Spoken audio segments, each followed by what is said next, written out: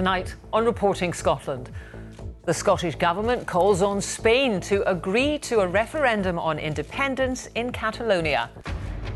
Ahead of his presidential visit, the SNP presses the UK government to challenge Donald Trump over what it describes as his dangerous rhetoric. Calls for orange parades to be rerouted after a priest was spat at when a march passed a Catholic church in Glasgow on Saturday. While former First Lady Michelle Obama will be hearing the views of two Scots schoolgirls. And as the big match draws near, if football is coming home, how do we feel about it in Scotland? Who do you want to win? I want England to win. England. Well, I like England's players better, but I kind of want Croatia to win a bit.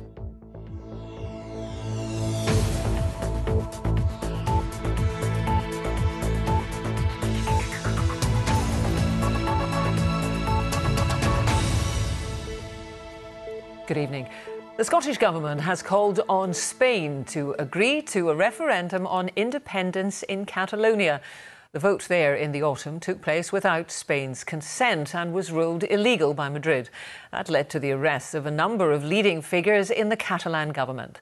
Well, today's call came as the Catalan president met the First Minister, Nicola Sturgeon, in Edinburgh. Here's our political correspondent, Niall O'Gallagher. They both want independence and they've both held referendums to decide the issue.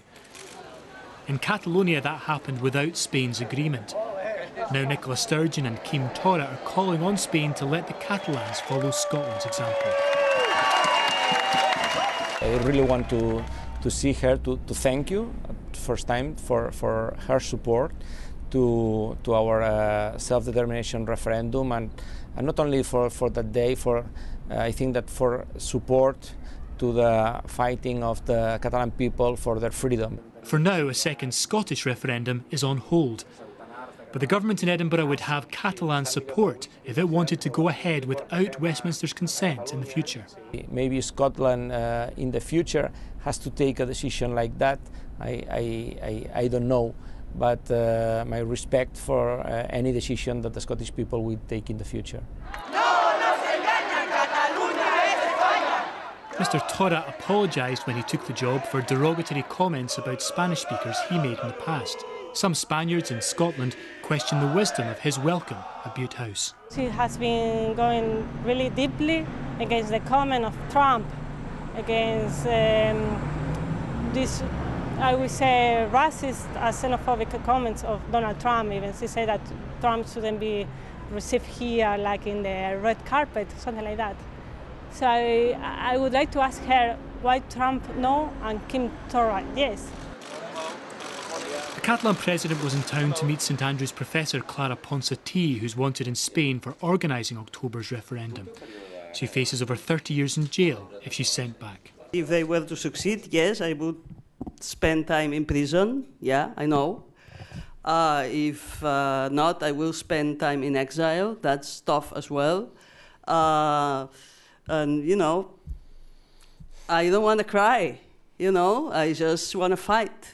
That fight could take months or even years. If we were to lose the extradition at this stage, then we would appeal to the High Court. If we were to lose at the High Court, then we would appeal to the Supreme Court. And if we were to lose at the Supreme Court, then we would appeal to the European Court. We will fight to keep Clara Ponsatí from not being extradited back to Spain. That hearing begins at the end of the month. Well, let's go to Niall now, who's at Holyrood. Niall, how has Spain reacted to this call to allow a referendum for Catalan? Jackie, I understand that both the ambassador in London and the cabinet in Madrid is aware of the joint statement by the Scottish and Catalan leaders, but that they haven't made any formal comment just yet. We do know, though, what their position is. They say that the Spanish constitution guarantees the unity of Spain, and so a Scottish-style referendum, they say, isn't an option in the Catalan case. Now, that could have real personal consequences for the St Andrews academic Clara Ponsatí, whose legal team say it can never be illegal to have a vote on independence. In the end, Jackie, the courts will have to decide. Thank you very much, Niall. Two Celtic players are believed to have been involved in a car crash in North Lanarkshire. Pictures on social media show a Range Rover and another vehicle in a hedge at the side of the road, close to the AG Bar factory on Mullins Road. The photographs feature Parkhead squad members Olivier Ncham and Odzone Edouard, with Moussa Dembele also arriving at the scene. A Celtic representative confirmed a collision had taken place. The SNP has urged the UK government to challenge President Trump on his human rights record when he arrives in the UK. The party's Westminster leader Ian Blackford also accused the president of dangerous rhetoric. The UK government says it's right to welcome the UK's closest ally. Well, Nick Eardley is in Westminster. Nick, as we know, President Trump is heading north. Do we know any more about his Scottish itinerary? We do know a bit, Jackie. The Scottish part of the visit is being described as the private element, but we do understand tonight that the President will meet the Scottish Secretary David Mundell. He will welcome him on Air Force One when the President arrives in Prestwick on Friday night. There are no plans to meet anyone from the Scottish Government. I suspect that's probably a relief to some of Nicola Sturgeon's colleagues, because they've been highly critical of the idea of rolling out the red carpet for President Trump. And today in the Commons, the party's Westminster leader Ian Blackford said the government should be condemning his policies and his rhetoric. With protests planned across Scotland and the United Kingdom against President Trump's abhorrent policies and dangerous rhetoric, will the Minister follow the SNP's lead and challenge President Trump on his abysmal record on human rights, his repugnant attitude towards women and his disgusting treatment of minorities? Or does the Minister think he will simply follow the Prime Minister's lead and join the President hand in hand? Because of the security cooperation that we have with the United States, there are UK citizens who are alive today who might well not be alive had that cooperation and information intelligence sharing not taken place. And it is therefore right that we welcome the duly elected president of our closest ally, as we shall do tomorrow.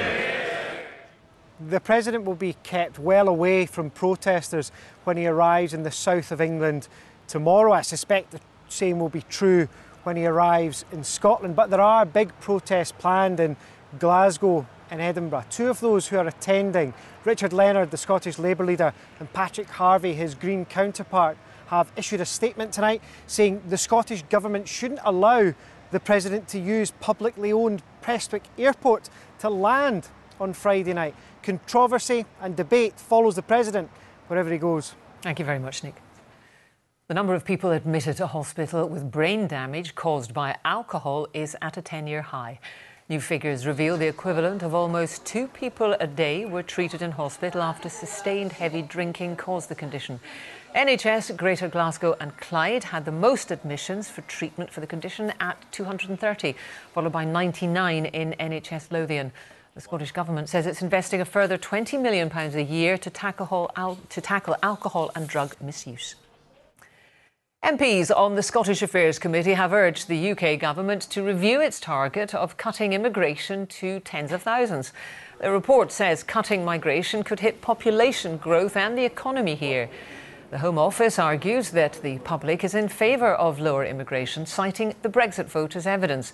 But committee chairman Pete Wishart said the current immigration system was failing to meet Scotland's needs. 2 men in their 30s and a 21-year-old woman have appeared in court in connection with the death of a man in the Denniston area of Glasgow. The arrests follow an incident in Reedvale Street around 5 o'clock on Monday. A 56-year-old man was taken to Glasgow Royal Infirmary, where he later died. The 3 charged appeared in private at Glasgow Sheriff Court earlier. All 3 were remanded in custody. Another 32-year-old man was arrested in connection with the incident, and inquiries are ongoing. An MSP is calling for orange parades in Glasgow to be rerouted after a priest said he was spat on as marchers passed a Catholic church on Saturday. The SNP member for Glasgow Cathcart, James Dornan, says something must be done following the incident, which happened outside St Alphonsus Church. The Grand Orange Lodge of Scotland says none of its members was involved. Katrina Renton reports. On Saturday evening, Canon Thomas White was speaking to parishioners outside his church as an orange parade passed. he said he was spat on and lunged at with a baton. That day began for me by receiving sectarian abuse on the phone and ending with me being assaulted. There have been further phone calls denouncing me, detracting me as a liar. While this incident is very recent, this behaviour is very historic and prevalent. Betty Corvey had been in the church when she heard the noise outside. My priest's my next association to God. I can't sleep at night without seeing my priest's face, seeing his eyes. What they'd done to him was a total... You wouldn't do it to a dog, so why would you do it to a man of God? We should be allowed to practice our faith. We should be allowed to exit our church and not be abused and vilified the way our priest was on Saturday night. Since the weekend, around 70,000 people have signed an online petition asking for orange parades to be stopped. This MSP has written to the police and Glasgow City Council. I think if the marches have to go ahead, then I think that the council should be looking carefully at where they route the marches, how long the marches are for, and that they stay away from places of sensitivity. Although there is an issue about why should places of sensitivity, for example, have to be guarded by police because these marches are taking place. At this time of year, there are several marches in Glasgow. The Grand Orange Lodge of Scotland said its members were not responsible for Saturday's incident. It said it would be against bans or restrictions being placed on any group simply because of their religious beliefs, adding, limiting freedom of expression is a threat to a multi-faith society that we should resist at all costs. St Alphonsus is on the scheduled route for a planned parade on Saturday the 21st of July. Council officers are due to meet tomorrow to discuss ongoing issues.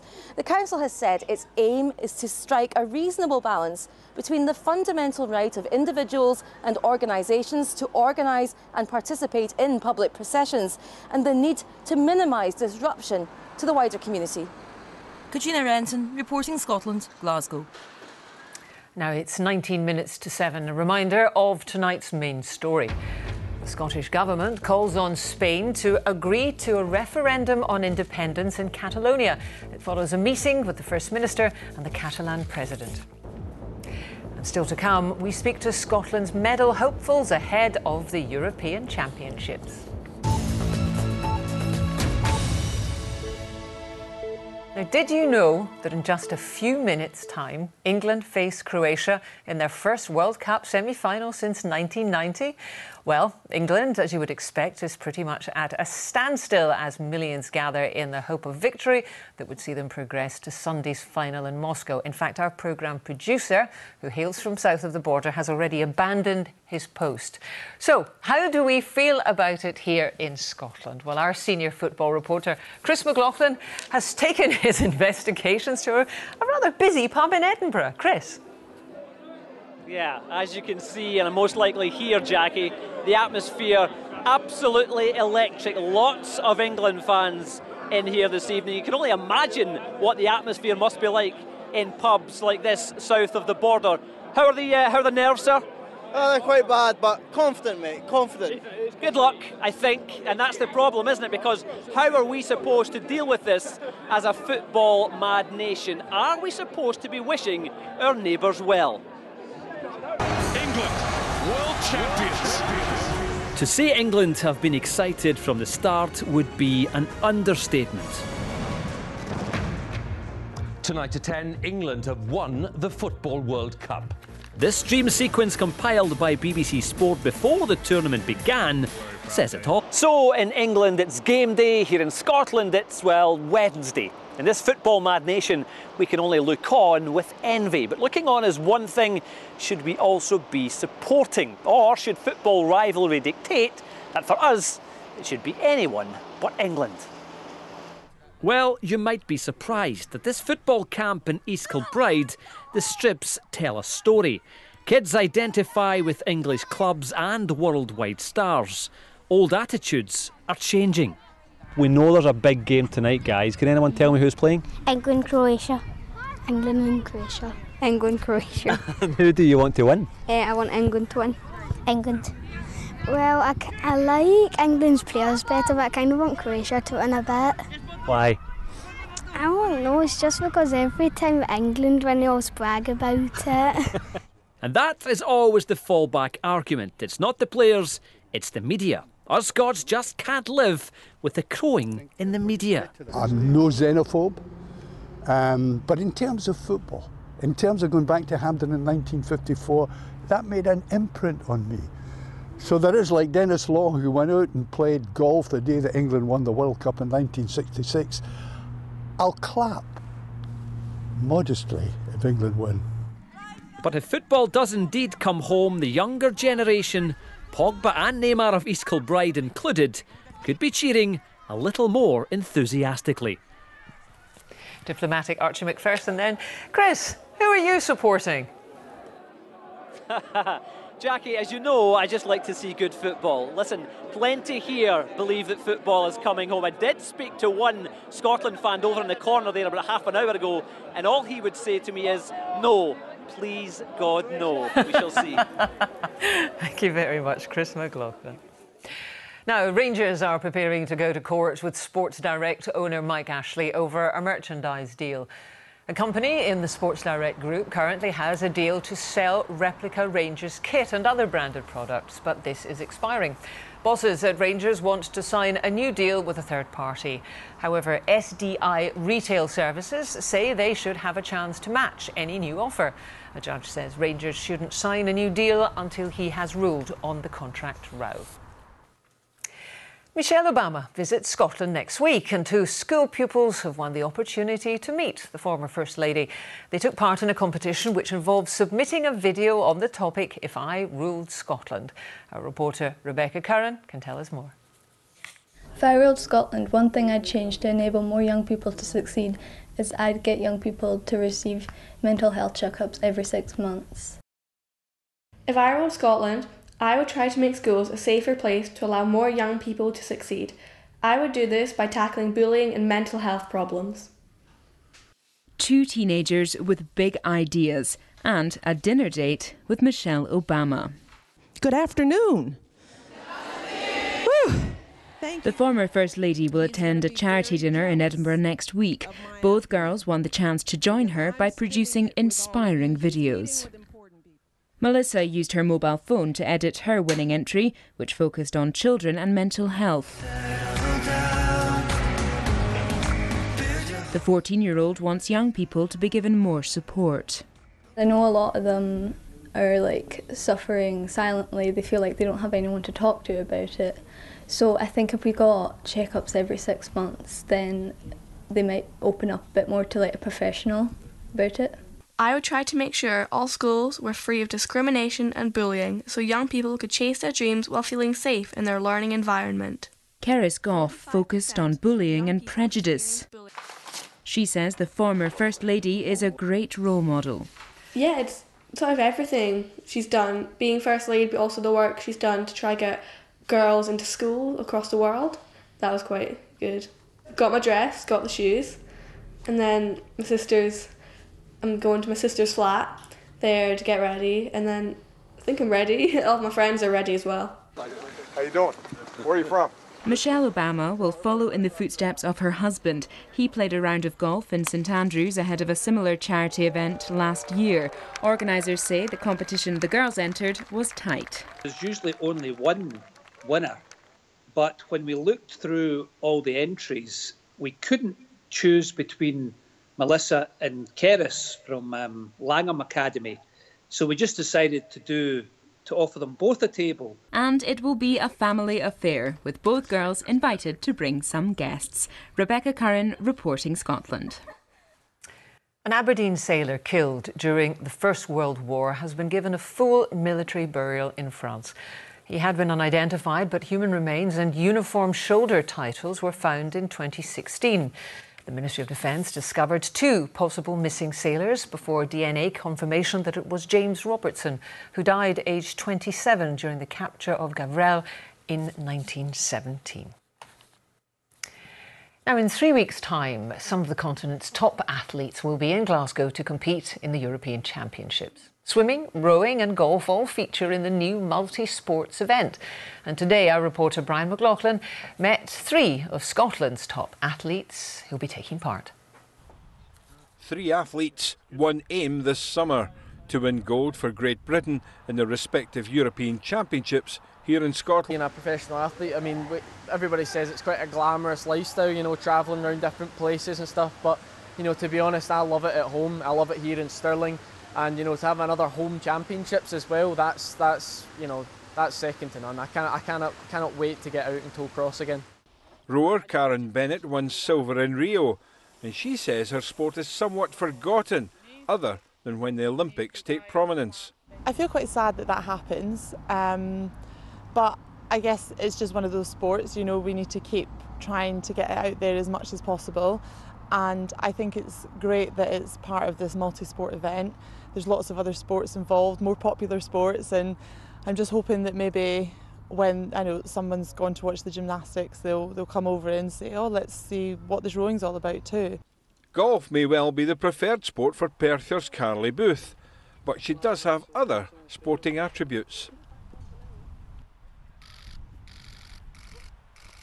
I love gymnastics, but I'm getting too old, I think. I still think I'm like 12 years old, backflipping around the gym at home, so I do feel it now and again. It takes me a few more days to recover from my 10 numerous backflips. So no, it's good to keep I keep trying to do it so I don't lose it. But it's definitely very hard work, and I take my hat off to these gymnasts. As well as rowing, swimming and the golf here at Gleneagles, European titles will also be won in cycling, triathlon and gymnastics in Glasgow, all adding up to what should be a super summer of sport here in Scotland. Brian McLaughlin reporting Scotland, Gleneagles. And now to a former Scotland football international who's making his mark as a coach in India. The ex-Rangers and Aberdeen fullback David Robertson has inspired the unlikely rise of Real Kashmir, who in just 4 years have risen to India's professional ranks. Well, now the Scot is enlisting the help of his son. Here's Andy Burke. Father-son partnerships are not uncommon in football, but for David and Mason Robertson, their joint venture into Indian football is certainly unique. I was called by an agent and I'd an opportunity to go in China, Uganda and India, and because the club I was going to, Real Kashmir, it's a brand new club, it was only in its 6 months of existence, so it was a clean slate, and I just decided to have a go at it here, which is a little bit of conflict. It's known as a war zone. So I touched down there and there was lots of police there with guns, and it was a little bit intimidating, but it took me a couple of weeks to settle in, but I'm glad I stuck it out. The reason the club was formed from the owner Shamim was because there was a big devastation of floods, and it's taken a lot of time for the city, the area to get back into civilization again. From that devastation came a remarkable rise to India's professional I-League, a competition which, having just left Peterhead, Robertson Jr. is looking forward to sampling. I mean, I think it's going to be great. I'm looking forward to it so much. You know, I've played in the States and I've played here. Now I get to move on to another experience, so I think it'll be great. A big step into the unknown for Mason Robertson, but he'll have Dad alongside to help him on his way. Andy Burke, reporting Scotland. Now, I know adoration of Gareth Southgate and his waistcoat has reached fever pitch, but an Aberdeen football fan is permanently displaying his admiration for his club with a large image of manager Derek McInnes tattooed on his leg.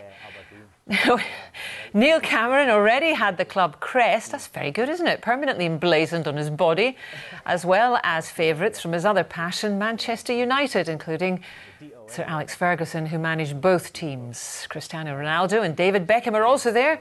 Mr Cameron from Peterhead said he wanted to honour the manager's contribution forever. Now let's get the weather forecast with Kirsty. Thank you very much, Jackie. Good evening to you. We've had a good deal of cloud around once again across much of Scotland with some bits and pieces of rain. Certainly the best of the sunshine so far today has been in the southeast, and that will continue to be the case as we head into this evening. Generally tonight, again, a lot of cloud around, and that will be thick enough to produce the odd spot of drizzle at times. Another mild night though, with lows of around 11 Celsius and light and variable winds. So tomorrow once again dawns on a fairly cloudy note. I think we will see some spells of sunshine though across Dumfries and Galloway, perhaps around the Glasgow area. Some sunshine also developing across the Western Isles, Skye and the northwest coast. And where we do have cloud tomorrow afternoon across the Northern Isles, parts of the northeast, I think it will tend to thin and break, certainly more so compared with tomorrow morning. During the afternoon, however, with daytime heating, temperatures of around 22 or 23 Celsius in the southwest, that will tend to spark off a few heavy and potentially thundery showers. A good deal of dry weather across much of the northwest tomorrow afternoon, Skye and the Western Isles with some spells of sunshine. Temperatures peaking around 16 to 18 Celsius across the north tomorrow afternoon. Into tomorrow evening, and I think these showers will continue for a time across the southwest, gradually fading tomorrow night, and then another fairly cloudy night in prospect. So a cloudy start to Friday, and during the day we'll begin to see some heavy thundery showers developing across southern and central Scotland. With light winds, if you do get caught in a shower, it'll be likely with you for some time, heavy and thundery in nature. Drier conditions across the northwest, perhaps just a few light showers, and temperatures reaching around 21 or 22 Celsius again, a fairly warm and muggy feel. For Saturday and indeed into the weekend, high pressure continues to dominate to a large extent, although these weather fronts grazing the northwest, and that will produce some outbreaks of rain here at times. Otherwise, a lot of dry weather, some sunshine at times, and again, temperatures peaking around 23 Celsius. That's the forecast for now. Jackie. Thank you very much for that, Kirsten. And now a reminder of tonight's main news. The Scottish Government has called on Spain to agree to a referendum on independence in Catalonia. It follows a meeting with the First Minister and the Catalan President. And in the next few minutes, England will play Croatia for a place in the World Cup final. Good luck to them. And that's Reporting Scotland. I'm back with the late bulletin at 10:30. Until then, from all the team, goodbye.